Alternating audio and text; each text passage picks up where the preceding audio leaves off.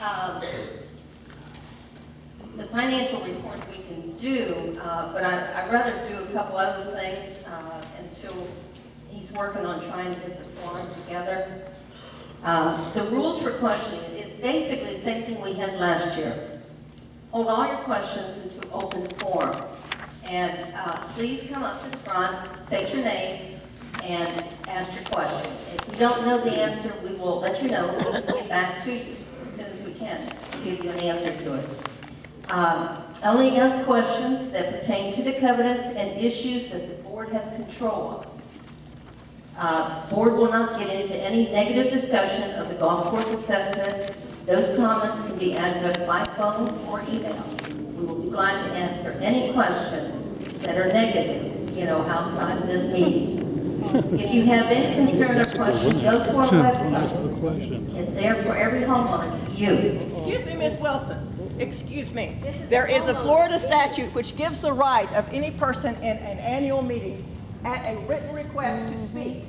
And they may speak at any time they have designated on the agenda. You do not have the right to contravene that statute. If you think you do, I suggest that you go to an attorney to find out. May I ask your name? My name is Barbara Little. I happen to be an attorney, and I have not participated before, but I am not participating as an attorney. I am participating as a homeowner who lives in this community and has lived here since 2002. And by contravening the state statute,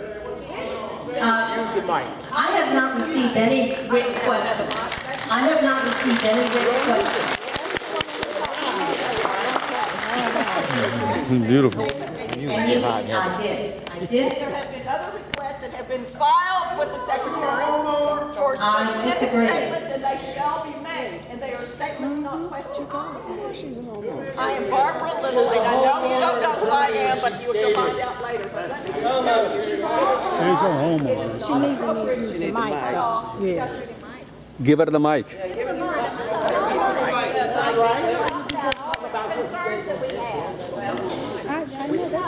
Sure not. It's the annual meeting.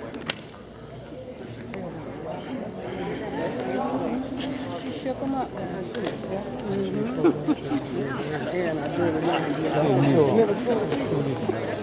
Yes, buddy. She's going to be on our side. Way to go, lady. All right, we have not gotten to the step where Mrs. Little can make her comments. So let me continue on with the agenda. I don't believe that Mr. Francis had an opportunity to work on our slides. I can have Mr. Brown. He gave you a thumbs up. Let us deal with the important stuff for us.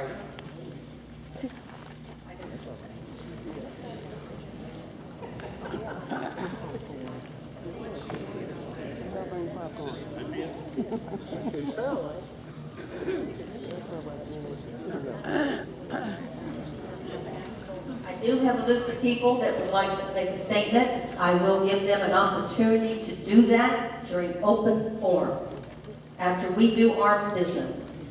We only have the church until 7:30. We have a lot to get done between now and then.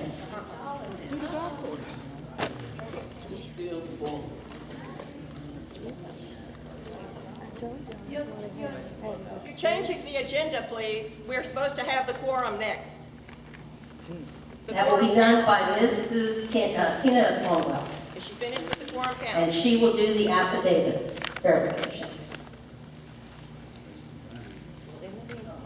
The next one for the agenda, or go back to with the agenda. Well, we're wasting time. Okay. Views on the forum.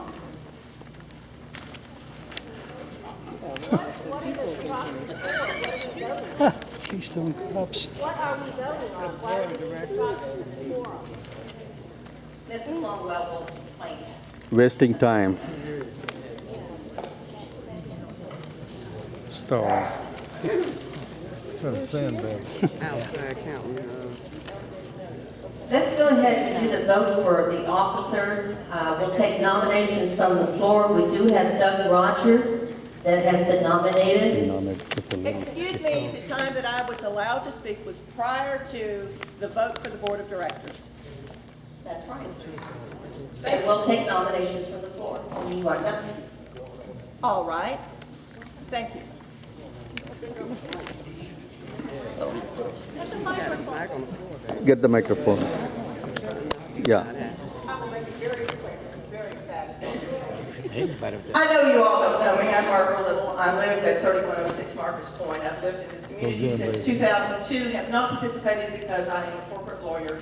Have practiced law for 36 years. I practiced with a very large Eastern firm and just happened to live here. But as many of you, my attention was piqued, I shall say, by what transpired during the controversy over the golf course.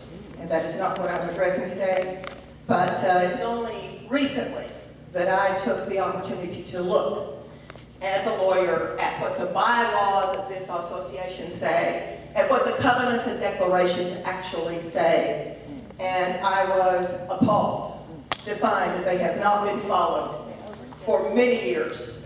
And any time that you have a government of men and women, as opposed to a government of laws, you start getting autocracy. And what's happened in this situation is very similar to what is going on in several Middle Eastern countries currently. And what you've had is people take control when they shouldn't have had control. In regard to the upcoming vote for the Board of Directors, Section 4.1 of the bylaws provides for 3-year terms of the directors. There is no option for the board to unilaterally change that 3-year term. However, the board has unilaterally changed the terms of directors by arbitrarily calling for either new elections or simply revising the stated expiration dates of the directors' terms. The February 9, 2009 notice of the annual meeting, which I have a copy of, states that 3 director positions were expiring in 2011, i.e. now. The elections for those positions held in 2010 were illegal. The directorship formerly held by Larry Clark, originally elected in 2008, and now filled by Linda Sorrell. The directorship formerly held by Jim Wick, and now held by Jim Wells. And the directorship formerly held by K.G. Manning. Yes, friends, K.G. Manning was supposed to be on the board until 2011. Then Randy Myers, who was replaced by John Peacock. The elections in 2010 of those persons were illegal. It is stated in the board's own notice for that annual meeting that their expiration dates were 2011. It has been very convenient to change the expiration dates of terms of the directors. 4.1 gives no authorization except a 3-year term. Now, if you want to change the 3-year term, fine.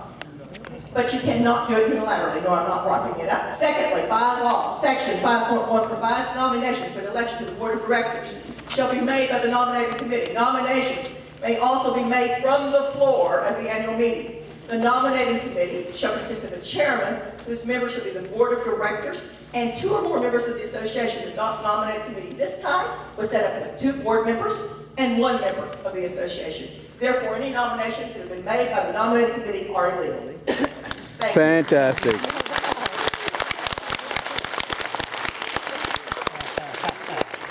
Awesome. All the way.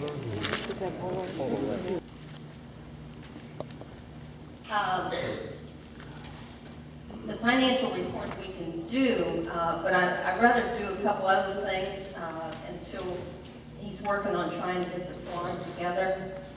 The rules for questioning is basically the same thing we had last year.